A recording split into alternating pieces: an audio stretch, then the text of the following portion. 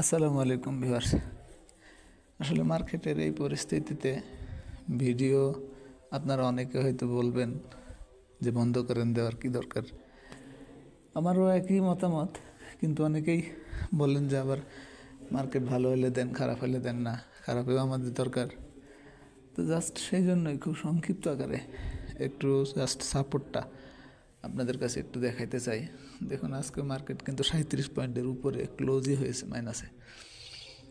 তো এখন মার্কেটের অবস্থান 5132। পরবর্তী সাপোর্ট 5103 বা 10। এইখানে একটা সাপোর্ট, এবং এই সাপোর্টটা খুবই স্ট্রং সাপোর্ট। তো এখানে অবশ্যই অনার করা উচিত। আর পরবর্তী সাপোর্ট অর্থাৎ 2 নম্বর সাপোর্ট যদি বুঝতেই চান তাহলে 5056। আপাতত এই দুইটাই থাক, কারণ এর আগেরটা আরও নিচে 4889-এর মতো। এই তিনটাই সাপোর্ট আপনাদের সাথে শেয়ার করলাম। এখন অন্যান্য জিনিসগুলা নিয়ে আলোচনা করার মতো তেমন কিছুই নাই, কারণ আপনারা দেখছেন ক্যান্ডেল অবস্থান, চেয়ার যেটাই বলেন ভালো না। এটা ওই ধরনের বাউন্স ব্যাক ক্যান্ডেল হয় নাই। যতক্ষণ না পর্যন্ত হবে ততক্ষণ পর্যন্ত বলা যায় না। আর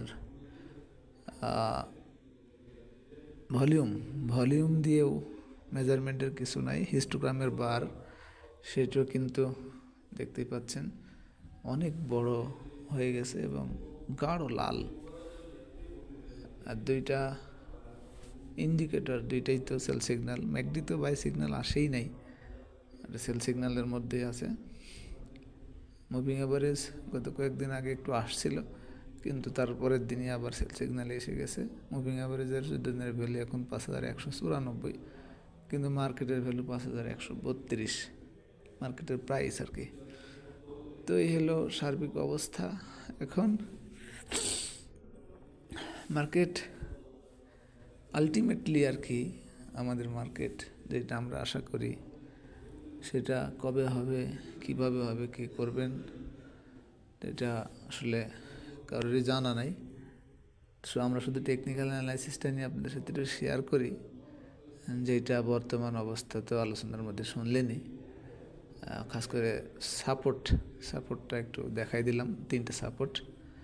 মার্কেট এখন প্রাইস 5132, পরবর্তী সাপোর্ট 5110 বা 3, এখানে একটা 5056, এখানে একটা 4889, এখানে একটা। আশা করি বুঝতে পেরেছেন। এই ছিল আজকের ভিডিও। ভালো থাকবেন সবাই, ধন্যবাদ। আসসালামু আলাইকুম।